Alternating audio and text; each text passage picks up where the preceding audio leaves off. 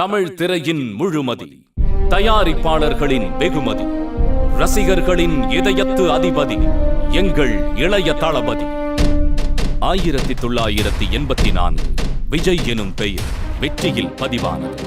அன்று தொடங்கிய தனது தீராத சினிமா வேள்வியை அண்ணாமலை வசனம் பேசி தந்தையின் முன் வெளிப்படுத்தினார். இதற்கான விடையே நாளைய தீர்ப்பானது.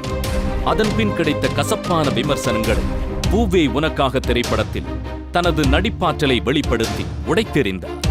1997 வரிசையாக லவ் டுடே, ஒன்ஸ் மோர், நேருக்கு நேர், காதலுக்கு மரியாதை போன்ற வெற்றி படங்களை தந்து நட்சத்திர அந்தஸ்தை அடைந்தார். தமிழக தாய்மார்களின் மனங்களில் நிறைந்தார்.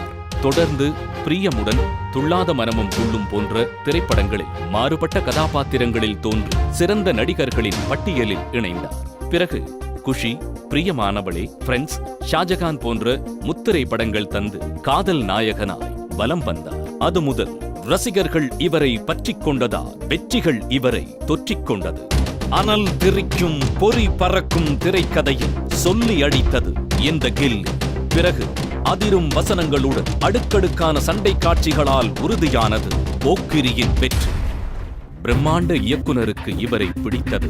அது நண்பனாய் உருவெடுத்தது. அதில் விஜய் அவர்கள் யதார்த்தமாய் நடித்தது. இதுவே சினிமா வர்ணனையாளர்கள் பதித்தது.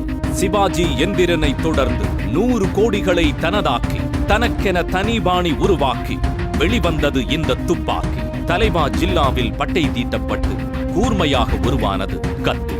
விஜயின் கிளாஸும் முருகதாசும் இணைந்தாலே அது மாஸ்.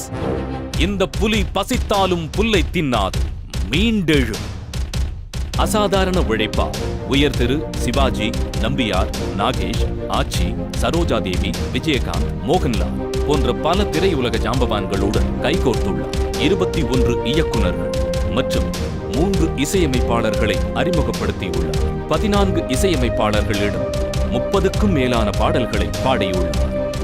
இவர் ரசிகர் மன்றமா விதைச்சது, பின்னாடி நற்பணி மன்றமா முளைச்சது, இறுதியா மக்கள் இயக்கமா மாறணுங்கிறது தான் இவர் நினைச்சது. இலங்கை தன் இன பிரச்சனைக்காக குரல் கொடுத்ததோடு இல்லாமல் தன் ரசிகர்கள் மூலம் 1 லட்சம் தந்தி பிரதமர் அலுவலகம் சென்றடையும்படி செய்தார். மக்களின் இதய தளபதியார்.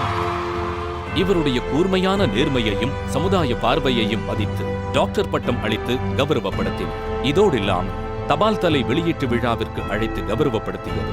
தசாவதாரம் இசை வெளியீட்டு விழாவில் ஜாக்கி சான், அமிதாப் பச்சன் போன்ற சிறப்பு விருந்தினர்கள் பட்டியலில் இவரையும் இணைத்தது.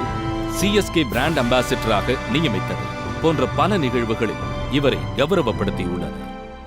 பல கோடி ரசிகர் படையாளும் தமிழ் சினிமாவின் தனி அடையாளம் எங்கள் விஜய் அவர்கள்.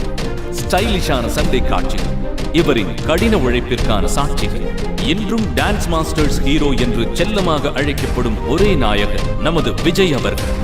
இத்தீ தடைகளை தாண்டி தெரிக்கும் தீ 23.